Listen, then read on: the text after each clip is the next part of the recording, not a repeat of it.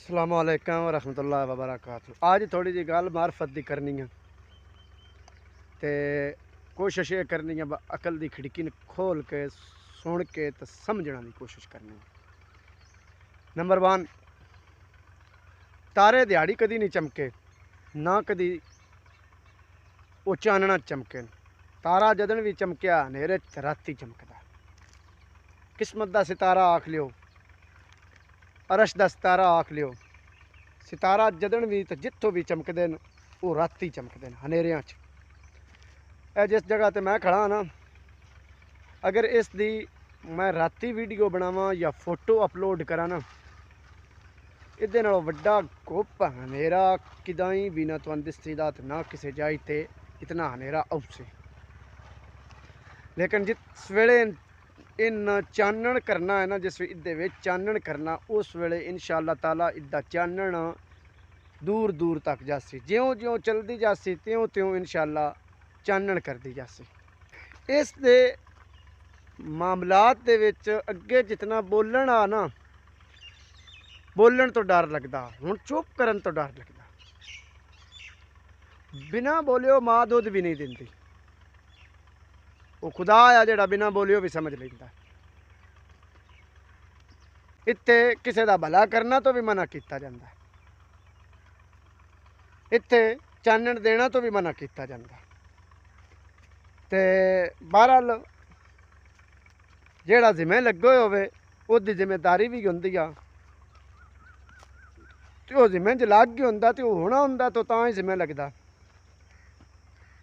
गुणिया वाले वास्ते बड़ी खुशखबरी है, ब्रेकिंग न्यूज़ है, एल इलाका वास्ते भी है और तकरीबन अगर जो समझ लो तो पूरे पाकिस्तान वास्ते। क्यों, अगर इस जाई विचों पाकिस्तान की तब्दीली चाह के बाहर वगाउनी हुई तो तां भी निकल जाती है। बिल्कुल उजाड़ इन्हें समझ लियो जो पाकिस्तान इस नूं जिस रंग दे के तरह तरह की फनकारी होनी है ना, उस वेले अज मैं अकला आया हाँ, उस वेले इतने बंदियां दा रश नहीं मुकना। जिस वेले मैं सही बना के, जिस लिया के, जिस सुतरा के, जिस करके विखाना है ना, उस वेले जेड़े अज रुकते पे ना, सन मुड़ की पता इंज करना है तो ना पता। तो जिसे ना पता होवे उस चीज़ तो रोकना नहीं चाहिए, उस चीज़ नूं नाल टुरना चाहिए या वो समझना चाहिए, बल्कि उन्होंने समझाने की भी कोशिश नहीं करनी चाहिए। गल वाज़ और दो टोक, बिल्कुल खुलम खुला पॉइंट। इस एक ही मामले कोई कंप्रोमाइज़ नहीं, बाकी हर मामले कंप्रोमाइज़। तो ज्यों ज्यों टुरता गया फिल वक्त अजे अकल्ला इंशाअल्लाह ताला ईद तो बाद हौली हौली आहिस्ता आहिस्ता इसकी ओपनिंग। लेकिन ओपनिंग तो पहलों मैं इसकी एहतियाती तदाबीर, इसके फ़वायद, इसके असरात और इस जड़ां और इस दे मुतल्लक जितनी हकीकत हुई मैं हौली हौली पहलों वीडियो विच दसते आना। ठीक है, ज्यों ज्यों मैं दसते आना त्यों त्यों अगला काम जो मैं प्रैक्टिकली करते आना। वीडियो पूरी वेखने की कोशिश की करो, जिससे तुम पूरी कोई नहीं वेखनी उस गल्ला की समझ कोई नहीं आती। तो कोशिश ये करनी चाहिए है जी भी 2 मिनट हो 4 मिनट हो वीडियो पूरी वेखी, वो सुनी, उसकी समझ आती है।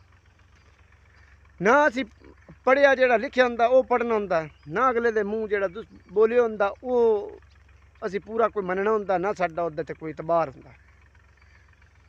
इतबार तो होंगे दुनिया जहर नवेदी है, जिस जहर सामने हो जाए ना उस वेले बिल्कुल हर बंदा तस्लीम कर लेंदा।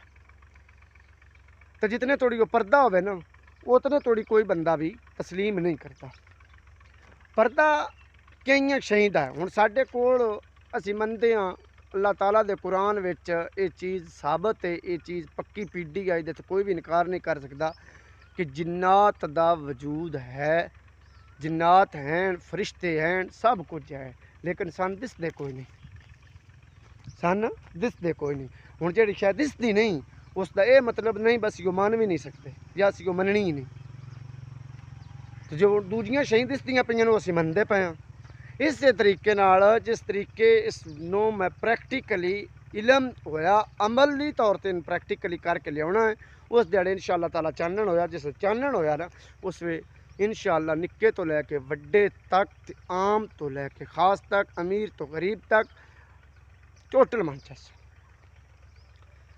ते कतरे कतरे नाल दरिया बनता इंशाअल्लाह ताला दुआ कर